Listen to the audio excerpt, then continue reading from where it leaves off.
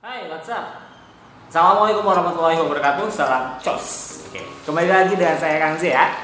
Kali ini saya akan membahas tentang psikologi wanita dan psikologi pria. Apa sih perbedaannya antara psikologi wanita dan psikologi pria? Oke, saya kutip dari bukunya Profesor Dokter Haji Dadang Hawari, psikiater, tentang Al-Quran, ilmu kedokteran jiwa dan kesehatan jiwa. Di sana dijelaskan bahwa psikolog kita, perbedaan antara wanita dan pria itu secara psikologi tentu saja berbeda. Apa saja sih? Saya sebutkan ya di sini ya. Psikologi wanita dulu. Secara garis besar, karakter wanita umumnya dapat disebutkan sebagai berikut dalam hal perbedaan yang menyolok dengan pria. Yang pertama, dalam menghadapi berbagai masalah, wanita lebih intuitif ketimbang pria atau feeling ya. Kemudian intuisi jauh lebih kuat ketimbang pria. Sebaliknya dengan rasio untuk pria. Kemudian yang kedua, wanita mempunyai kemampuan menyesuaikan diri atau adaptasi yang lebih baik ketimbang pria.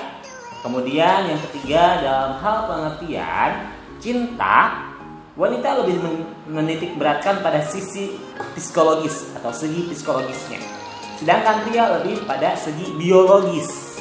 Nah, yang keempat, wanita menyukai hal-hal yang konkret dan kecil-kecil lainnya.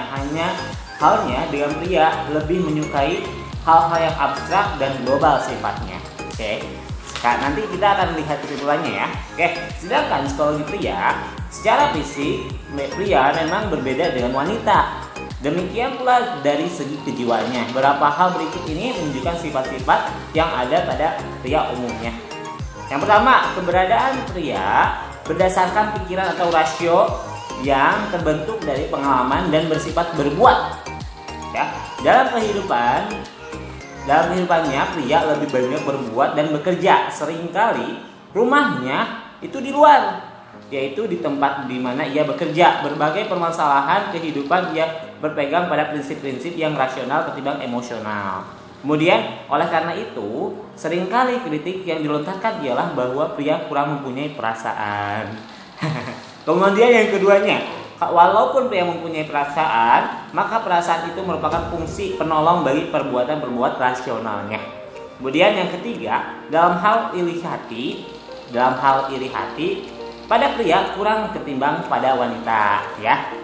Yang keempat, dalam hal bercinta bersifat aktif agresif, sedangkan pada wanita bersifat pasif agresif ya. Pria lebih didorong oleh pemenuhan biologis, sedangkan wanita lebih mengutamakan pemenuhan kasih sayang, atensi, perasaan aman dan terlindungi. Oke, itu sih perbedaan antara psikologi wanita dan pria di dalam buku ini.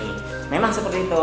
Jadi kalau saya dalam permasalahan remaja itu kadang-kadang pria itu memberikan sebuah kasih sayang untuk mendapatkan seksualitas.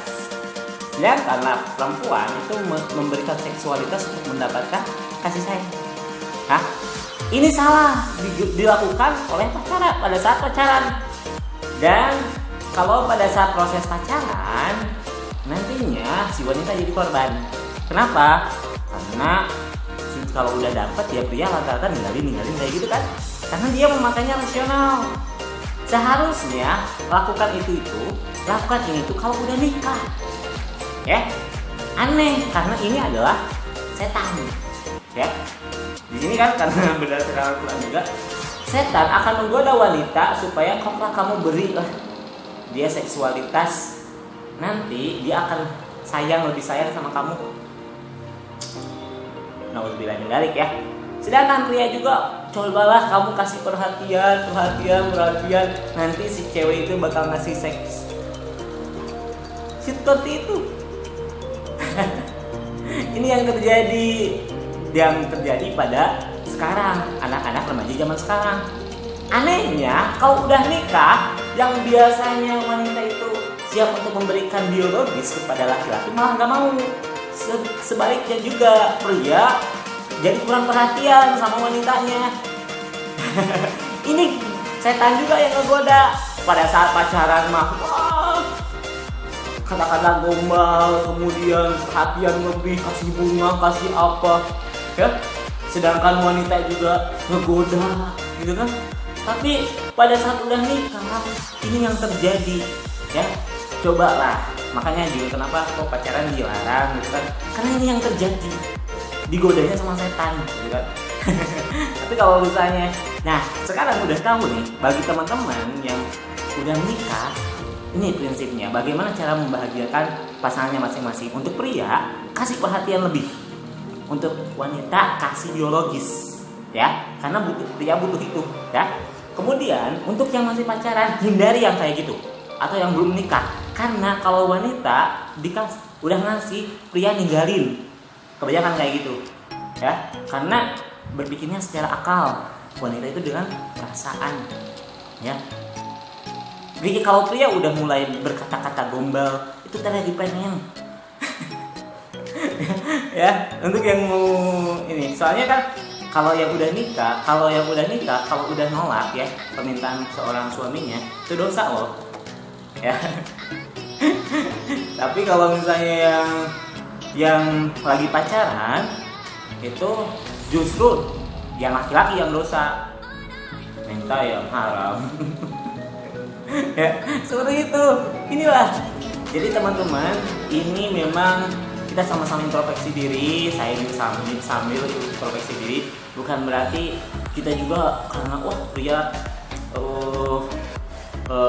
pengen itu dikasih biologis. Dan ini yang terjadi kenapa banyak yang suami istri, suaminya berselingkuh atau gimana, karena segi biologis tidak dikasih. Sedangkan wanita, kalau suaminya udah fokus ke hal yang lain, dia tidak memberikan sisi psikologis atau perhatian lebih, maka wanita juga ada seperti perselingkuhan kayak gitu, karena tidak diperhatikan lebih. Dan begitu pun sama, jadi saling perhatian lah.